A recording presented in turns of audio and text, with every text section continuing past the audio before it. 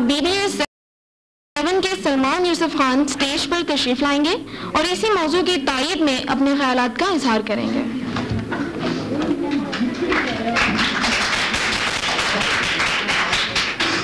اعوذ باللہ من الشیطان الرجیم بسم اللہ الرحمن الرحیم. جناب صدر، معزز اساتذہ کرام اور میرے عزیز ساتھیوں، السلام علیکم. میرا آج کا موضوع ہے گنوا دی ہم نے جو اسلاف سے میراث پائی تھی، اور میں اس موضوع کی حمایت کرتے ہوئے صرف اتنا کہنا چاہوں گا، ملا تھا وراثت میں ہم کو جہاں، ملا تھا وراثت میں ہم کو جہاں، کوئی پوچھے ملتی ہے ایسی تقدیر کہاں. جناب صدر، ہمارے اسلاف کے پاس اخلاق تھا، تہذیب تھی، تمدن تھا، ایمان تھا، یقین تھا. یہی اعلیٰ اوصاف ہماری میراث تھے، مگر ہم نے اس میراث کو کھو دیا ہے. آج شاید یہاں پر کچھ لوگ میری ان دلیلوں سے اتفاق نہیں رکھتے اور اس بات کا اصرار کر رہے ہیں کہ ہم نے کچھ نہیں کھویا. میرا ان سے سوال ہے کہ کیا ان اعلیٰ اوصاف میں سے کوئی ایک بھی صفت آج ہم میں موجود ہے؟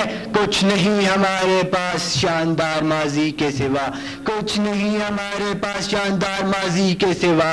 حال ہے تاریخ، مستقبل کا مالک ہے خدا.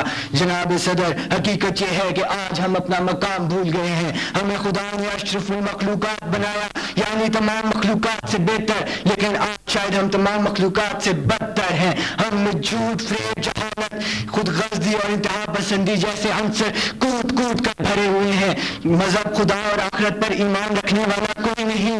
زمانے کا گھوڑا ایک ایسی دوڑ دوڑ رہا ہے جس کا اختتام تباہی پر ہوتا ہے، مگر پھر بھی انسان اپنی غلطیوں کا ذمہ دار دوسرے انسانوں کو سمجھتا ہے. لوگوں سے نہ پوچھ، اپنے دل سے پوچھ اللہ. لوگوں سے نہ پوچھ، اپنے دل سے پوچھ اللہ. خدا کے بندوں سے کیوں ہوا حرام خواری؟ جناب صدر، آج کے اس مطلب پرست دور میں انسان دنیاوی فائدوں کی دوڑ میں اندھا ہو گیا ہے. لالچ انتہا پر ہے، رشتوں کی تمیز ختم ہو گئی ہے. پڑوسی پڑوسی نہیں رہا، دوستوں میں اعتبار نہیں رہا، یتیم کے سر پر ہاتھ رکھنے والا کوئی نہیں، مسکین کو کھانا کھلانے والا کوئی نہیں. خود اپنی اولاد کو غلط راستے پر چلنے کی تلقین کر رہے ہیں. میں پوچھتا ہوں، کیا یہی میراث جو ہم نے اپنے اسلاف سے پائی تھی؟ میں پوچھتا ہوں، کیا یہ وہی راستہ ہے جس پر ہمارے اسلاف چلے؟ نہیں، ہمارے اسلاف تو صراط مستقیم پر چلے اور اسی راستے پر چلنے کی ہمیں یقین کرتے ہوئے. اسی یہی وجہ ہے کہ 1000 برس تک ہمارے اسلاف نے دنیا پر حکومت کی. آج بھی دنیا ہمارے اسلاف کی شجاعت اور دلیری کے گن گاتی ہے. ہمارا تعلق ایک ایسی قوم سے ہے جو دریائے دجلہ کے کنارے ایک کتے تک کو بھوکا نہیں سونے دیتی تھی. ہمارا تعلق ایک ایسی قوم سے ہے جس کا 17 سالہ نوجوان بڑے صغیر والوں کو مسلمان بنا گیا. ہمارا تعلق ایک ایسی قوم سے ہے جس نے اپنی حیا کی خاطر یورپ میں اسلام کا علم سر بلند کیا. ہمارا تعلق سلامی وجودی کی قوم سے ہے. ہمارا تعلق قطب الدین ایبک کی قوم سے ہے. ہمارا تعلق شہاب الدین غوری کی قوم سے ہے. ہمارا تعلق محمود غزنوی کی قوم سے ہے.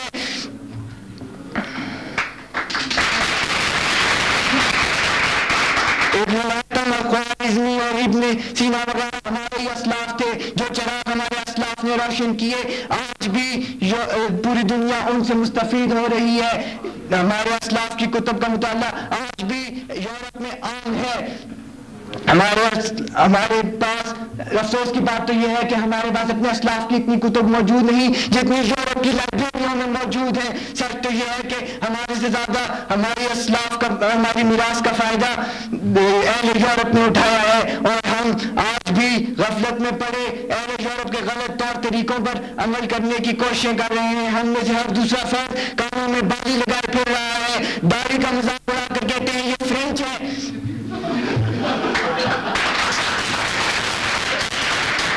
ہمارے نوجوانوں کا رجحان مسجدوں میں جانے سے زیادہ کنسرٹ پر جانے کا ہے، اور گالی جب دیتے ہیں تو وہ بھی انگریزی میں. اور آج کل کے والدین اس بات پر خوش ہیں کہ ان کی اولاد نے انگریزی سیکھ لی ہے. بہت زیادہ قیمت دی ہے اس انگریزی کی ہم نے.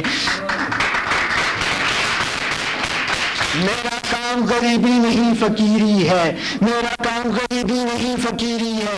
خود ہی نہ بیچ، غریبی میں نام پیدا کر. جناب صدر، ہم نے میراث میں دین حق پایا، کتاب عظیم پائی، سنت رسول صلی اللہ علیہ وسلم پائی، پاک سرزمین پائی، مگر شاید ہمیں ان آزاد فضاؤں میں سانس لینا پسند نہیں.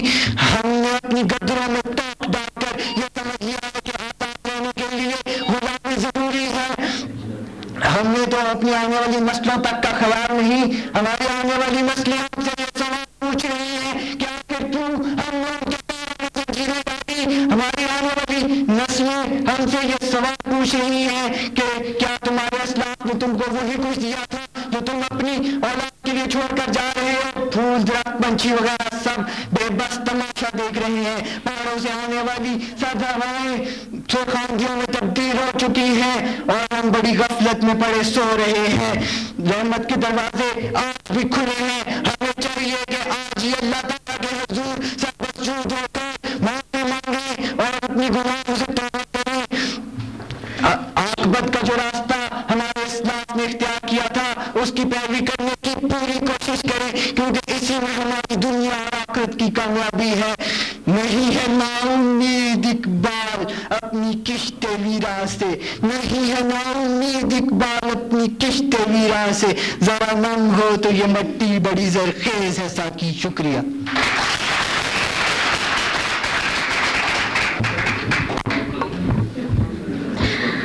جی ناظرین, سلمان کا جوش و ولولہ تو آپ نے ملاحظہ فرمایا. آگے بڑھنے سے پہلے ایک ریکویسٹ کرنی ہے کہ مقابلے کے شرکاء سے ریکویسٹ ہے کہ وہ اپنی تقریر کو 5 منٹ